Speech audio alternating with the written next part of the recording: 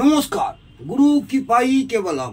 আজকের আলোচ্য বিষয় হচ্ছে বাস্তু দোষ নিরাময়ের আরও কয়েকটি উপায় বা সহজ উপায় নিয়ে আমি আলোচনা করছি। আমি বিগত কয়েকদিন আগে আপনাদের বাস্তু দোষের নিয়ে আলোচনা করেছি। আজকে বাস্তু দোষ নিরাময়ের কয়েকটি সহজ উপায় নিয়ে আলোচনা করছি। যদি আপনার বাড়ি কোনো বাস্তু দোষ থাকে, কোনো অভিজ্ঞ জ্যোতিষ ভাইদের দিয়ে দেখিয়ে নেবেন আপনার বাড়ির যদি কোনো বাস্তুদোষ থাকে, তবে ভাঙা চোরা না করে নিজে ব্যবস্থাদির দ্বারা বাস্তুদোষ নিরাময় করা যেতে পারে। ভাঙাচোরাই করতে হবে তা নয়, যেতে পারে। এর জন্যে আপনার কারোর কোনো সাহায্য নেওয়ারও দরকার হয় না, যদি আপনার বাস্তু বা বাড়িতে কোনো রকম বাস্তুদোষ থাকে। যদি ঘরে আর্থিক অভাব থাকে, আর্থিক অভাব, রোজগার করছেন কিন্তু আর্থিক একটা অভাব রয়েছে, তখন কি করবেন? আর অভাব থাকে এবং স্ত্রী সর্বদা অসুস্থ হয়ে যায়, আপনার লাইফ পার্টনার বা আপনার স্ত্রী পরিবার সবসময় অসুস্থ হয়ে যায়, বা বাড়ির ছেলেমেয়েরা মাঝে মাঝেই অসুস্থ হয়ে যায় এবং সর্বদাই ডাক্তার যেন লেগে থাকে, তবে মনে রাখতে হবে যে শয়নকক্ষে যেন কোনো এঁটো বাসন না রাখা হয়। অর্থাৎ যেখানে আপনি শোবেন বা যে ঘরে আপনারা শোন, সেখানে এঁটো বাসন রাখবেন না, কারণ শয়নকক্ষে এঁটো বাসন রাখলে বাস্তুদোষ হয়ে যায় বা বাস্তুদোষ হতে পারে। কোনো দিন খাবার, এঁটো বাসন, এমনকি শয়নকক্ষ ছাড়াও রান্নাঘরে অনেকে এঁটো বাসন রেখে দেয়। এঁটো বাসন রাখার নিয়ম হচ্ছে, সেই বাসনটাকে এমনি জলেও ধুয়ে, অনেকের বাড়িতে কাজের লোক আছে তখন হয়তো পরে আসবে, কিন্তু জলে ধুয়ে এমনি বাসনগুলোকে সাজিয়ে রাখুন।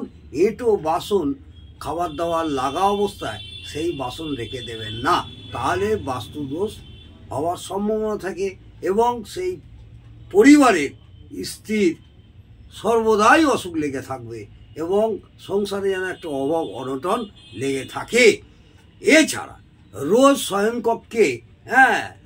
শয়নকক্ষে নিজ রুচি অনুযায়ী তাজা ফুলের স্তবক লাগাবেন। কোনো সময় রজনীগন্ধা, কোনো সময় গোলাপ, যাই হোক যে কোনো ফুল শয়নকক্ষে একটা ফুলদানিতে রাখবেন এবং তাজা ফুল বাসি হয়ে গেলে তাকে ফেলে দেবেন। কথা, শুকিয়ে গেলে বা একটু খারাপ হয়ে গেলে তাকে রাখবেন না, ফেলে দেবেন। তাতে আপনার বাস্তুদোষের অনেকটাই নিরাময় হয়। এক কোণে সাজিয়ে ওটা রাখবেন, একটা ফুলদানিতে এক কোণে সাজিয়ে রাখবেন শয়নকক্ষে শুয়ে, যেন আপনার দৃষ্টিটা ওই ফুলদানির উপরে পড়ে। এর ফলে বাড়ির অনেক দোষ নষ্ট হবে, যা আপনাদের এতদিন কল্পনাও করতে পারেননি। তার জন্যে ঘর বাড়ি ভেঙে বাস্তুদোষ ঠিক করতে হবে এর কোনো মানে নেই।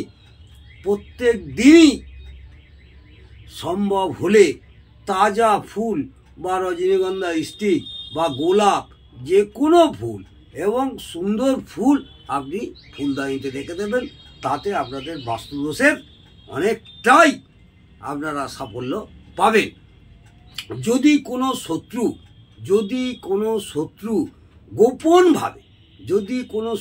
গোপনভাবে আপনাদের হয়রানি করছে, দেখছেন অযথাভাবে হয়রানি করছে, এমন মনে হয়, তবে রূপার ছোট ছোট 5টি সাপ বানাবেন। একদম ছোট ছোট রূপার 5টি সাপ বানাবেন। সাপ বানিয়ে তার মুখে কি করবেন? তার মুখে সুরমা লাগিয়ে নিজের পায়ের নিচে দাবিয়ে, সুরমা লাগিয়ে নিজের পায়ের নিচে দাবিয়ে রেখে শুয়ে থাকবেন। বোঝা গেল? শত্রুর হয়রানি থেকে মুক্তি পাবেন। আমি আবার এইটা বলছি, যদি কোনো শত্রু গোপনভাবে আপনাকে বা আপনার পরিবারকে হয়রানি করছে, গুপ্ত শত্রু থাকে, প্রত্যেকেরই কম বেশি শত্রু থাকে, এমন মনে হয়, তখন 5টা ছোট ছোট রূপোর সাপ তৈরি করবেন এই 5টি সাপকেই স্নান করে শুদ্ধভাবে ওকে সুরমা লাগিয়ে নেবেন। সুরমা কিনতে পাওয়া যায়, সেই সুরমা লাগিয়ে নিজের যে পায়ের নিচে দাবিয়ে রেখে শুয়ে থাকবেন, অর্থাৎ শয়নকক্ষে দাবিয়ে রেখে একটু পা দিয়ে আর কি চেপে আর কি শুয়ে থাকবেন। তাহলে দেখবেন শত্রু আর হয়রানি করবে না। এটা একদম বেশ কিছুদিন করে থাকুন, দেখবেন আপনি শত্রুর প্রকোপ থেকে আশানুরূপ ফল পাবেনই পাবেন। আর যদি আপনাদের ঘর না থাকে, ছেলেপুলেরা সিঁড়ির নিচে বসে লেখাপড়া করে, তাতে অনেক প্রকার বাস্তু দোষ হতে পারে।